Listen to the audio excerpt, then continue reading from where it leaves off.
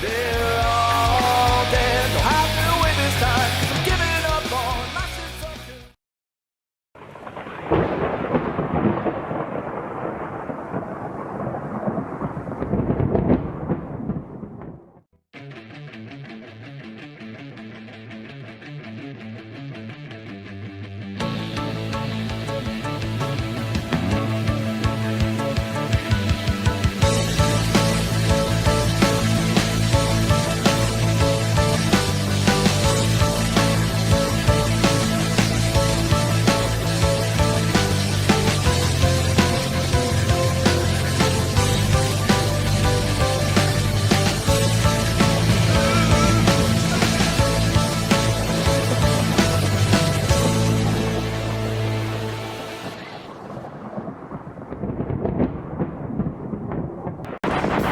I wonder if these heavy eyes can face the unknown.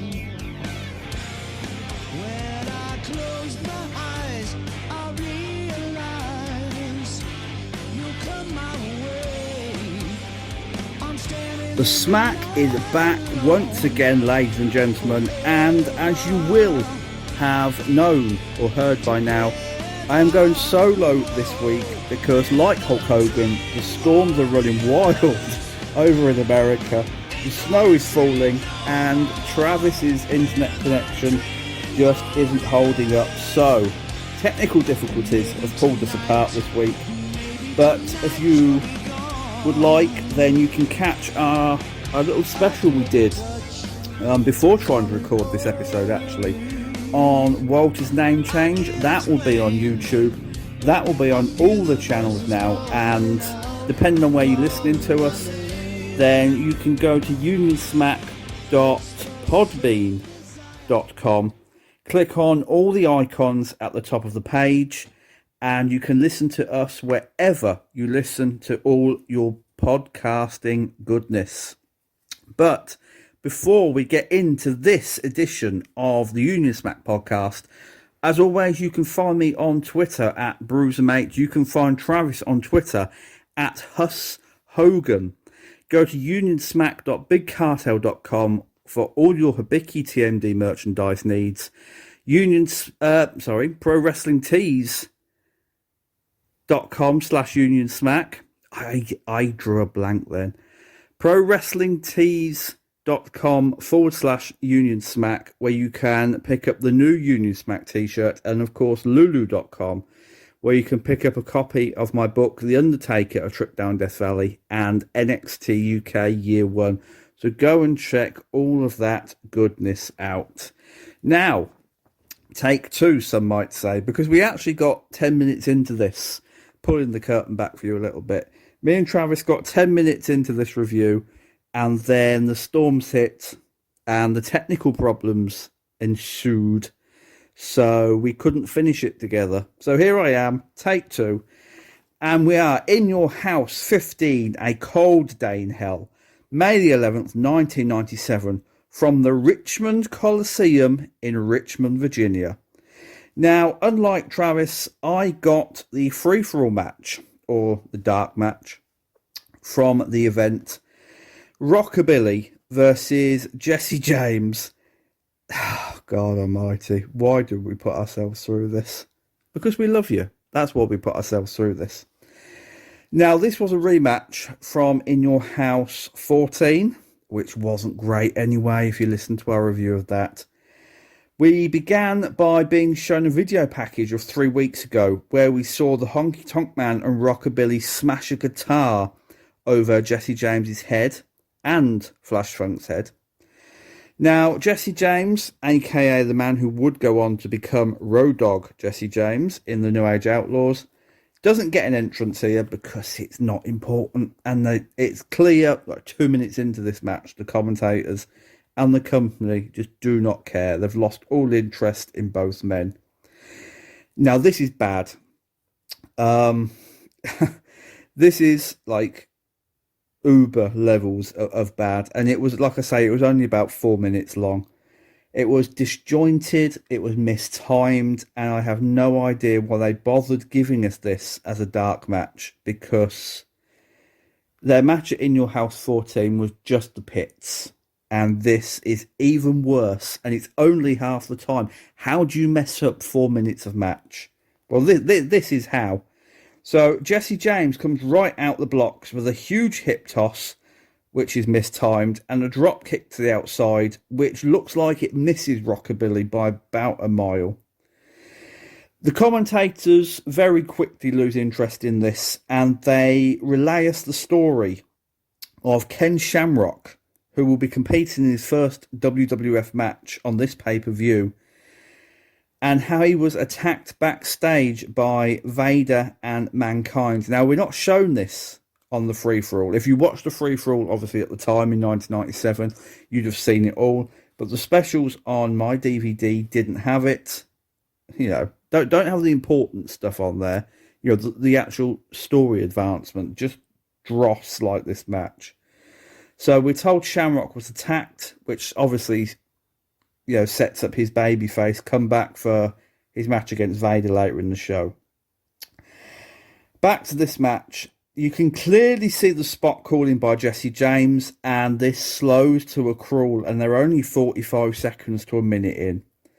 It does speed up a little bit when Jesse James hits a crossbody, but Rockabilly puts him down with a clothesline, and then just out of nowhere, the match ends. You know, a Randy Orton special, out of nowhere. Rockabilly hits a DDT and just pins him. He just pins Jesse James. There's nothing to this match. You know, it's just terrible. And I'm not even talking about, you know, a great big Jake Roberts DDT either. I'm just talking about he comes off the ropes. Jesse James has got his head down, plop in the middle of the ring, 1, 2, 3, and everybody in the crowd just, I don't think they minded. They were just glad that this was over. The other part of the free-for-all I got on my DVD, the Hart Foundation were backstage. Bret Hart was in a wheelchair and he showed his tickets. I say his tickets, it was their tickets that they had brought to the event because no one would help them and they had been barred. However, I will, you know, point this out because on this podcast, if you've just joined us, then, you know, you will learn. If you've been with us a long time, then you'll know that we just want our wrestling to make a bit of sense. And what didn't make sense was the Hart Foundation saying that they've been barred from the arena and then doing their interview from a locker room that the company had provided in front of a camera the company had clearly provided. So, you know, little criticism there. Now, we get another good opening video package hyping the main event, which is The Undertaker versus Stone Cold Steve Austin for the WWF Championship. And as we're seeing highlights of The Undertaker and The Undertaker's theme plays, Steve Austin's monologue, or just his mouthing off, cuts straight through it all. It's very well done. You know, 9 times out of 10 on these In Your House events, it was a very, very well done intro. The first match out of the gate for your pleasure, and I say pleasure, there wasn't a lot of it on show after the first 2 matches, but the first match off the rank was Flash Funk versus Hunter Hearst Helmsley. Now, Jim Ross tells us that the Funkettes aren't with Flash Funk because of the threat of China, and we saw China's debut a few weeks back, actually, when she choked out Marlena. Now, it had to be a come down for Helmsley. He was on his way to King of the Ring, you know, winning King of the Ring 1997, and now he's jerking the curtain against a lower mid-card talent on pay-per-view. Now, I say it had to be a come down, and obviously it was. You know, he knew he was going on to win King of the Ring and then have a tremendous feud with Mankind that really helped to put him on the map as a single star. But, you know, the year he'd had wasn't great. Henry Godwin in Hogpen matches. Intercontinental title run wasn't that great because of the feud with Mark Moreau. The never-ending feud with Mark Moreau, I should say. And then, you know, being castigated by Vince McMahon and the Office for the curtain call in 1996. So instead of looking at this as another mere Triple H match on In Your House, I prefer to look at this as the beginning of something special for him. Flash Funk, Too Cold Scorpio in the ring was very good. The Flash Funk character, if you've listened to us before, it was middling. But Triple H actually did very well here. There's a nice hip toss, drop kick and arm drag takeover by Flash Funk. He cartwheels out the way, hits a leg spin and sends Triple H to the outside. Then Flash Funk hits his diving crossbody, but I don't want to say it's cold, but it left me feeling just empty because we'd seen it so many times before. There was nothing with Too Cold Scorpio, whether he didn't have the impetus to do anything different or new, because the character had slid so far. He came in with such gusto and, with Vince McMahon dancing at the commentary desk, etc. And then by May 97, the company had just seen like, yeah, he might be talented, but the gimmick is dying a death. So China then gets involved. She hits Flash Funk from behind on the outside, and then Hunter hits him with a face smash onto the knee, another running high knee, and distracts the referee as China chokes and strikes Flash Funk through the ropes. From this point on, it's very much going through the motions for Hunter. There's nothing very special at all. And the match slows to a crawl when Helmsley's in charge. And like Travis said when we first reviewed this match, it's WCW 1993 is basically what we're getting from here on out. And it's a shame because had this been 4 minutes shorter, it could have been a cracker. But instead, Hunter was a late bloomer as far as his in-ring work went. And he didn't really know how to control matches yet. And it shows in this match. Because for fuck's sake, if you can't have a good opening match with Too Cold Scorpio, then what are you doing with your career? Even Al Snow as Leif Cassidy, when nobody cared about him, put on an absolute banger with Too Cold Scorpio. So Helmsley hits Flash Funk with a high knee from the apron, and Funk hits the ramp hard face first. It looks like a botch, but after all these years, it's not. Funk counters a top rope fall with a standing boot, which looked absurd. Helmsley came off of that top rope and he just fell. He just dropped through the air like shit through a goose. Not even attempting a move.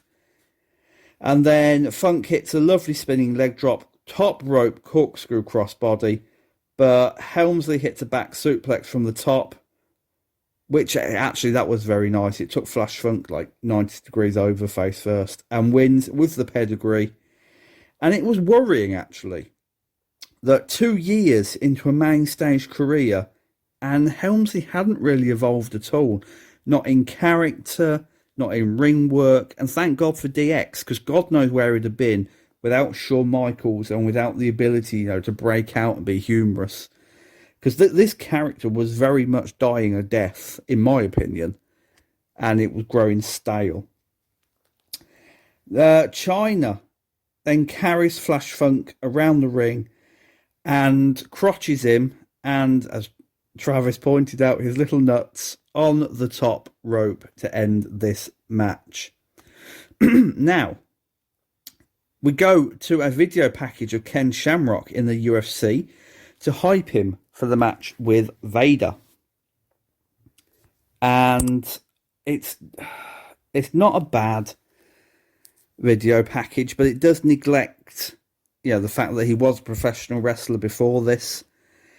And then we go to a live interview with Ken Shamrock, who talks about the attack by Vader and Mankind on the free-for-all. Says he's not shaken and he is in the zone.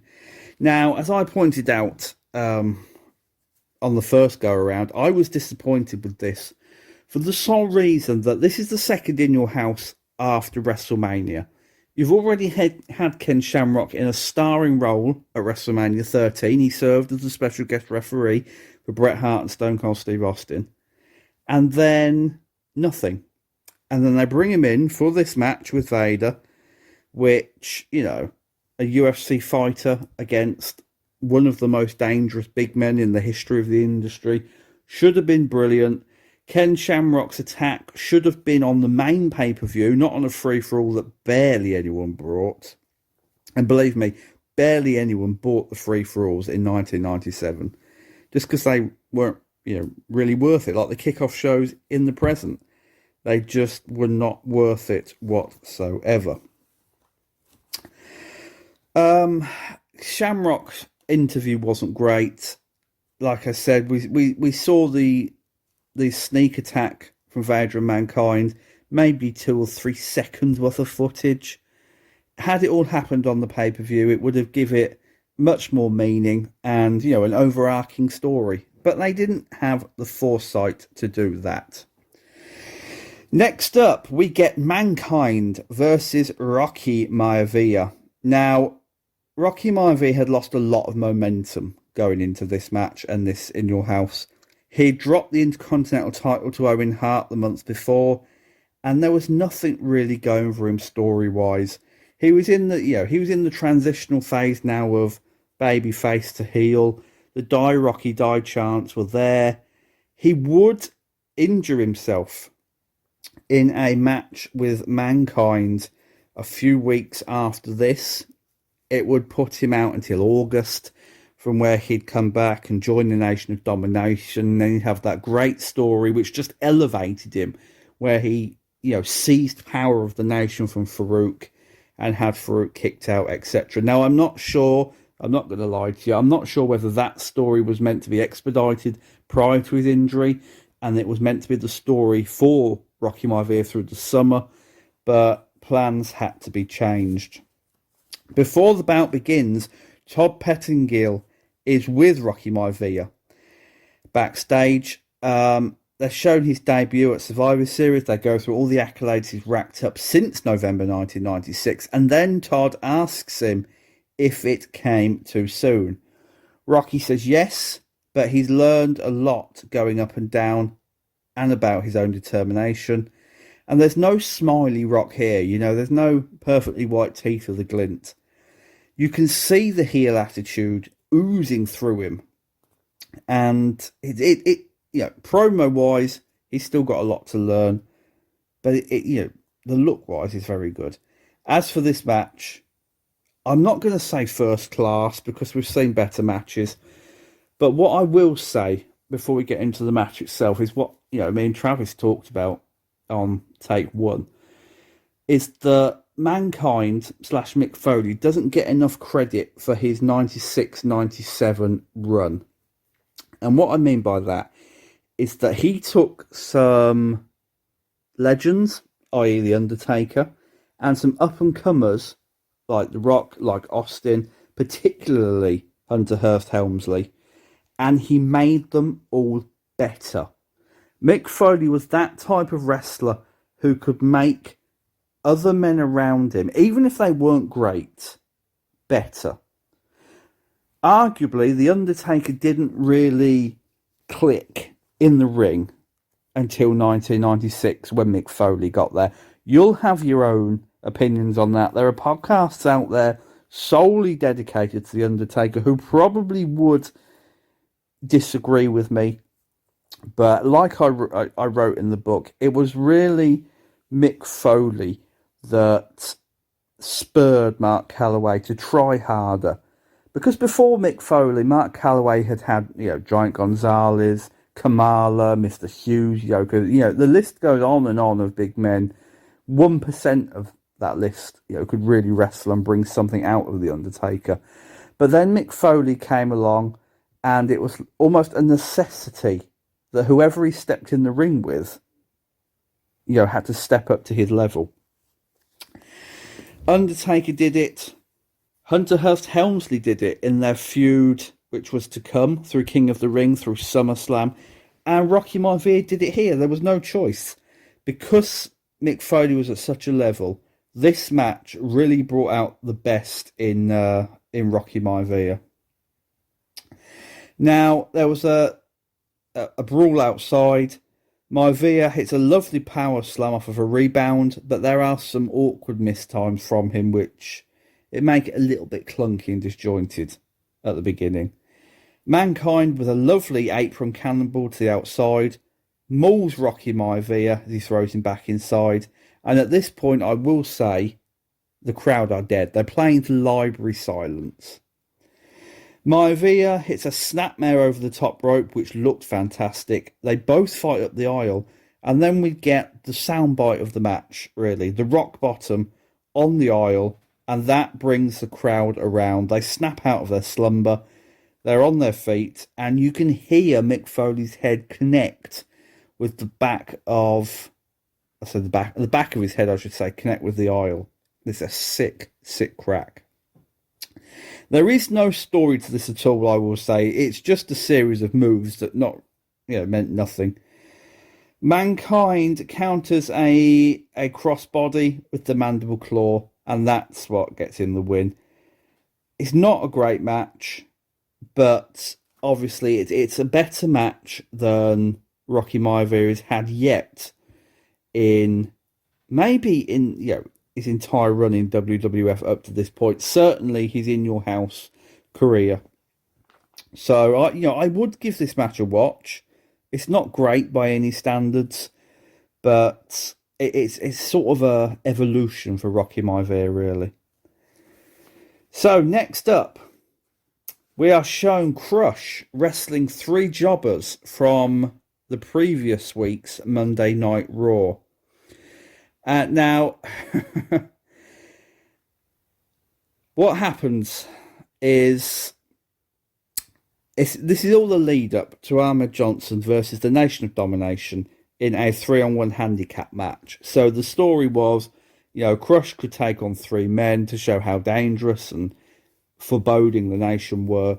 But Ahmed Johnson took the place of the 3rd man with his face covered by what looked like a very suspicious pair of tights. Like he was almost certainly robbing a bank after this match. And then he just Pearl River plunge, pin Crush. That was the lead into the match, which was set up at In Your House 14, when Ahmed Johnson was challenged to take on all 3 members of the Nation of Domination in one match. And the stipulation to that match was if the Nation lost, they would have to disband. Now, Jesus Christ almighty, I warned you people. I warned you that the worst was yet to come after we reviewed Rocky Maivia versus Savio Vega In Your House 14. And I was not wrong. But part of me is just sad that Travis isn't here to review this, because this was absolutely abysmal. 3-on-1 handicap match. Easily, I would say, the worst thing that we have had to watch and will have to watch all year, and it's only the middle of January. So Jim Ross gives all 3 Nation of Domination members a reason not to win this. A bad shoulder, a bad ankle, a cold. Todd Pettingill is backstage with Ahmed Johnson. He says the odds are stacked and challenges Farouk to get in first, saying, "Me or you, someone's going to the end." I don't know what this was. It was another terrible Ahmed Johnson promo. Just absolutely shitty. Gorilla Monsoon is present. He sends all the members of the Nation to the top of the ramp so they don't interfere. And interference would have been so welcome in this match. Crush is up first. Ahmed Johnson versus Crush starts this. And almost straight off the bat, Ahmed just botches a scissor kick. He hits him the wrong way with the wrong leg. And they both fall very awkwardly to the mat. And you can almost hear the roll of the eyes from the audience as one. Ahmed Johnson's selling is amazingly poor here. It's just outstanding how bad he was. Not at just wrestling, but at selling. he takes a bump on the super kick. In a way, it's brilliant because he doesn't fall like you would. We've all seen Shawn Michaels hit a super kick on anyone, and the way they fall, it's the correct way.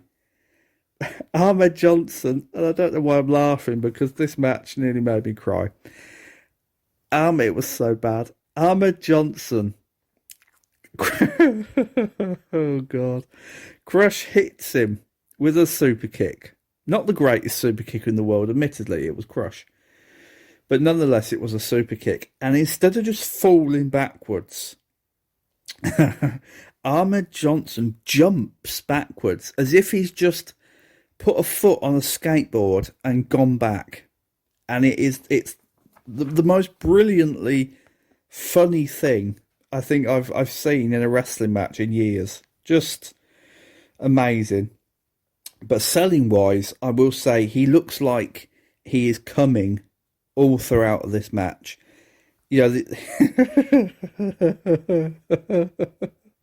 Oh Jesus Christ, why do we do this? The look on his face, it's like he's ejaculating constantly throughout this match. And it's a long match. So all the credit to you, Ahmed. He tries a Falcon Arrow, which looks horrible. And this part of the match is just disgusting in every way imaginable.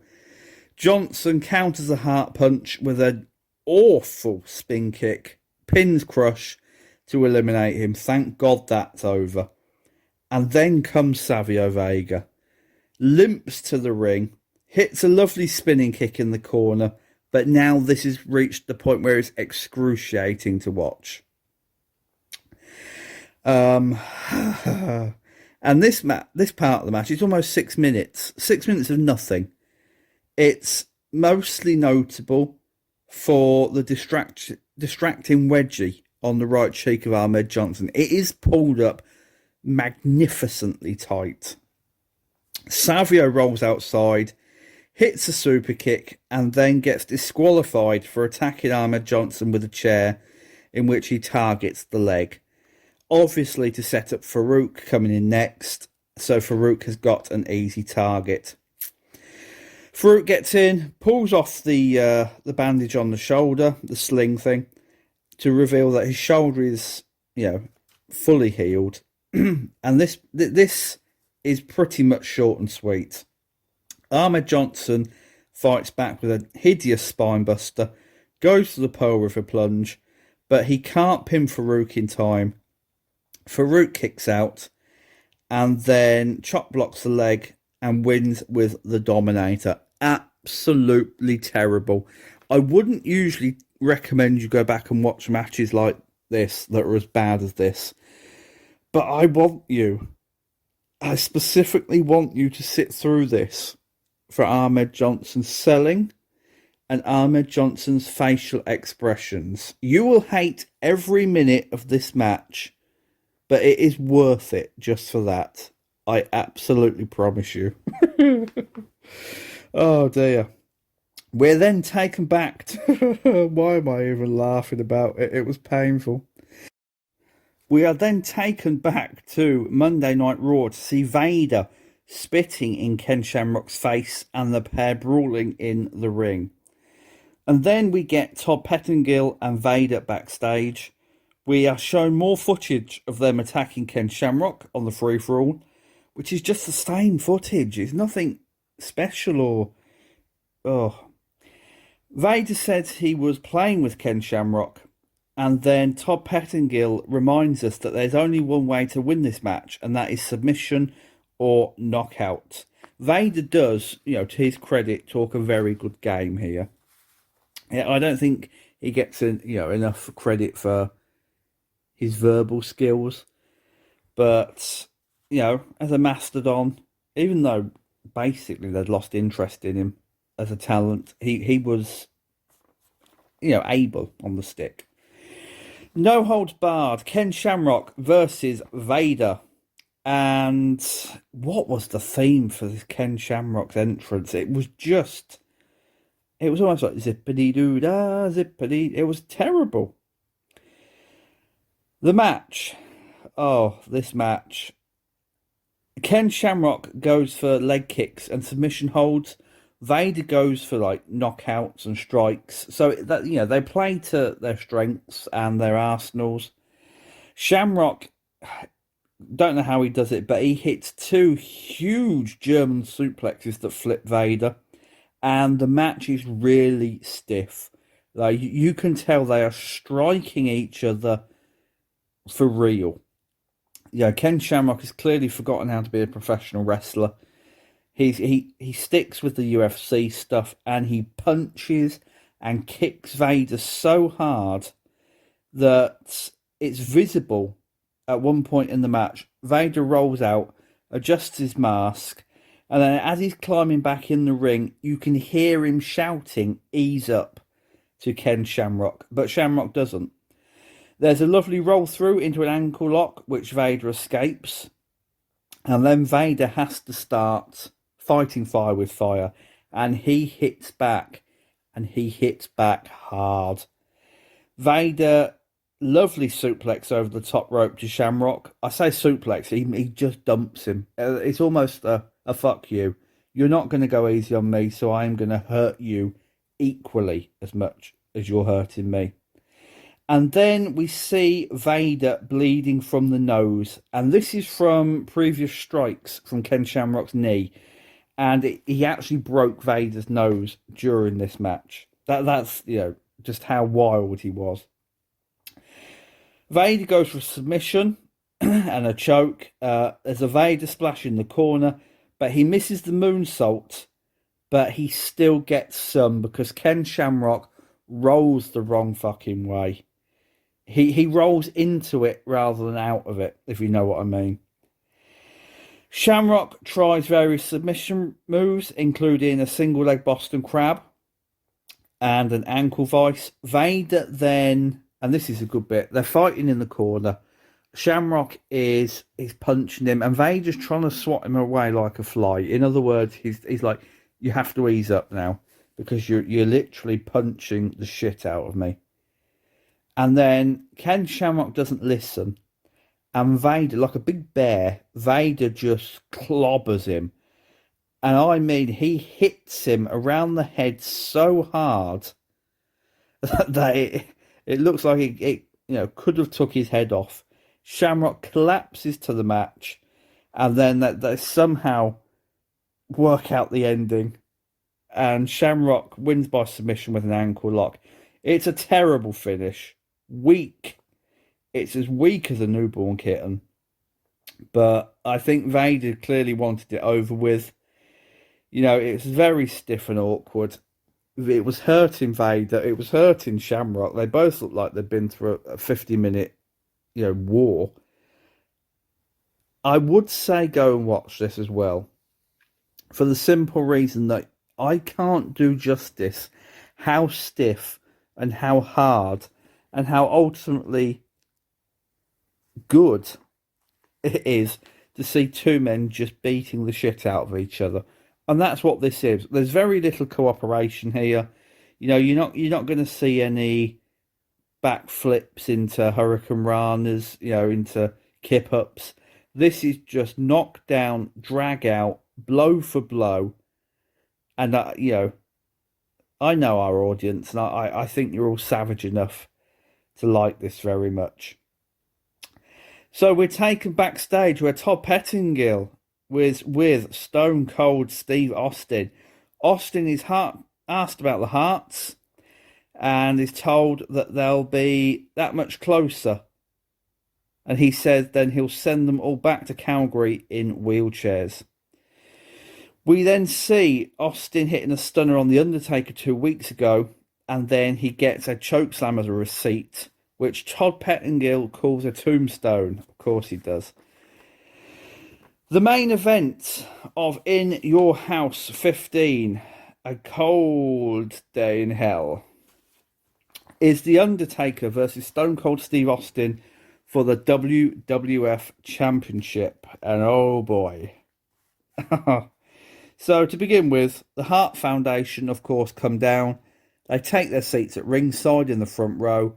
And, they say they've been banned, but they come through the curtain.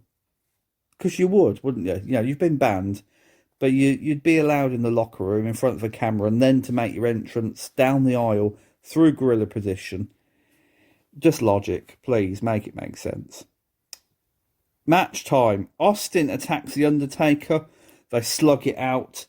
And then Austin just slips out the ring and pulls Owen Hart over the barricade.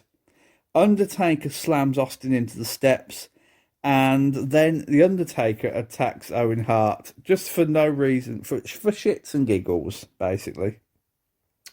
There is a lovely pace to this early on as The Undertaker dominates. Flying clothesline, old school, Austin takes it all. And then Steve Austin goes for an eye poke and a side headlock. And this side headlock slows this match to a crawl. But it's not just 2 minutes. It's repetitive. He does it a second time, he does it a third time, and then the crowd just die a death. They've sat through all this so far. They've sat through Ahmed Johnson taking on Farouk Crush and Savio Vega.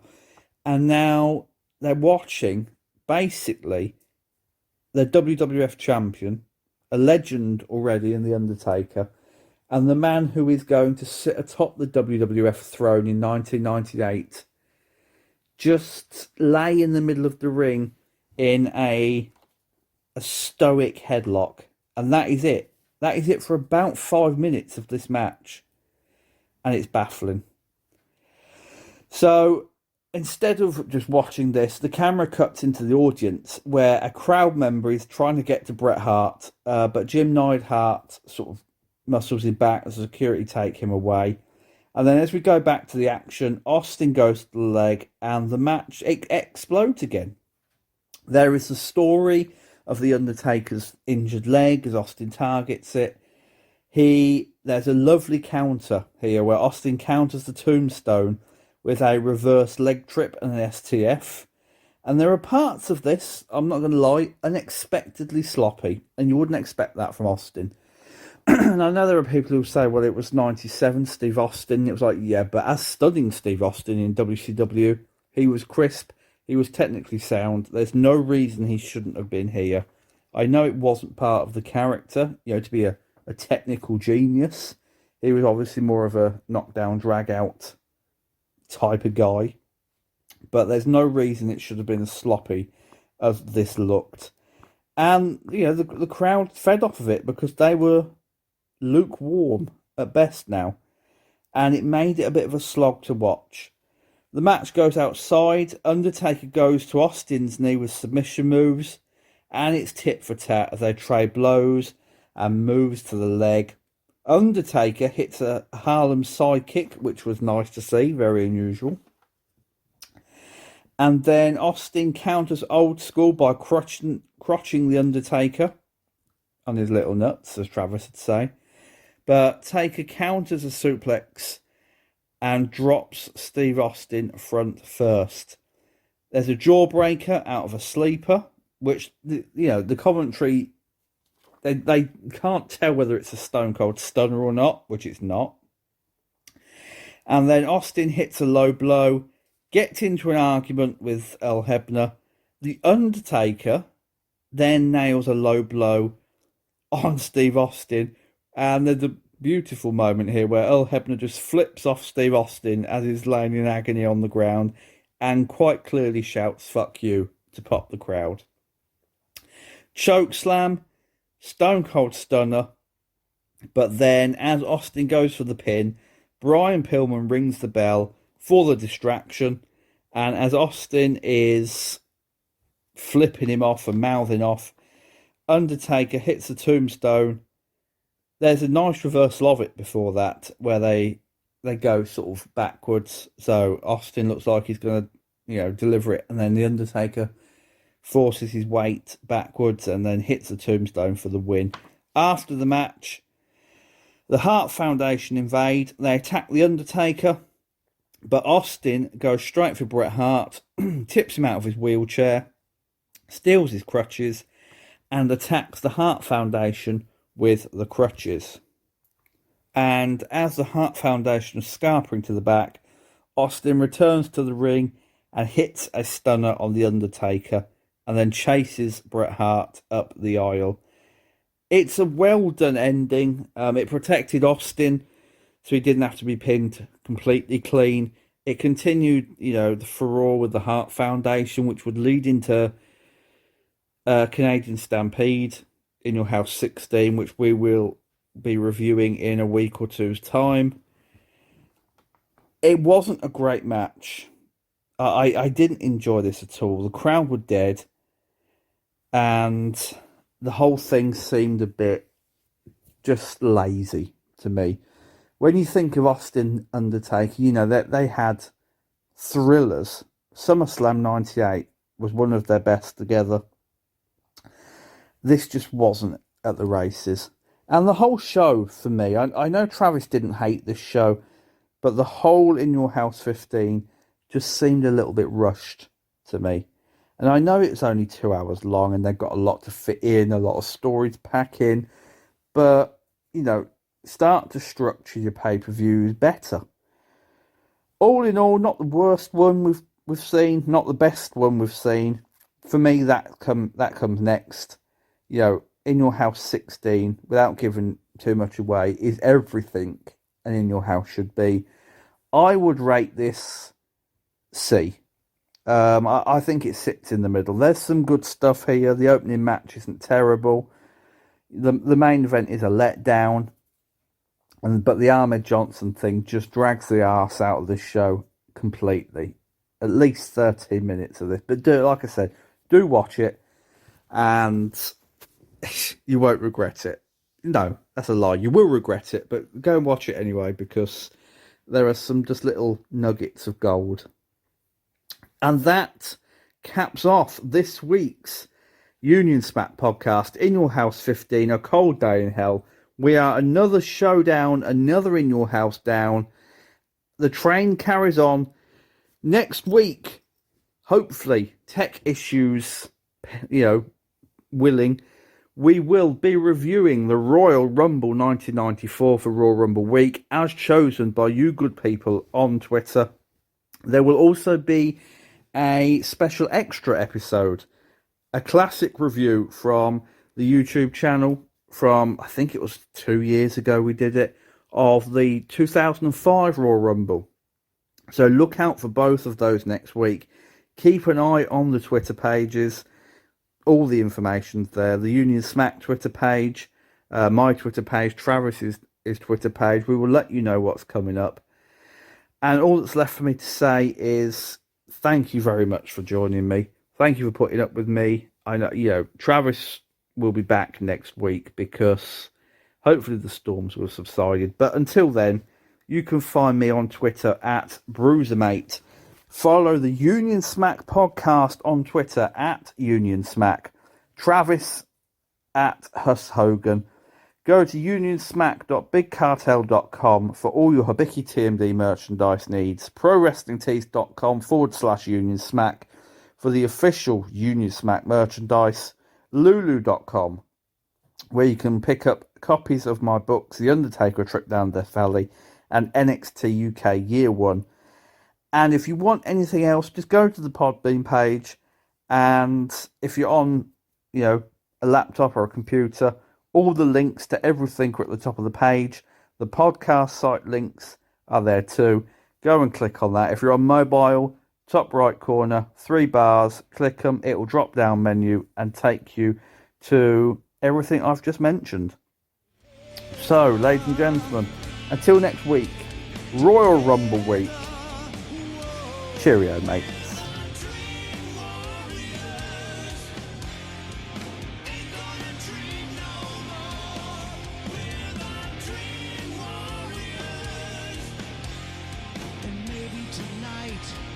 Maybe tonight you'll be gone. I feel the touch coming over me.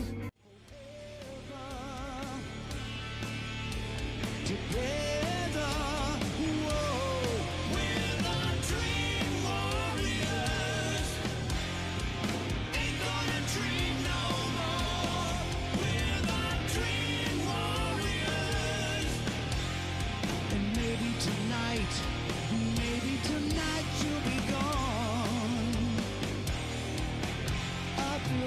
touch coming over.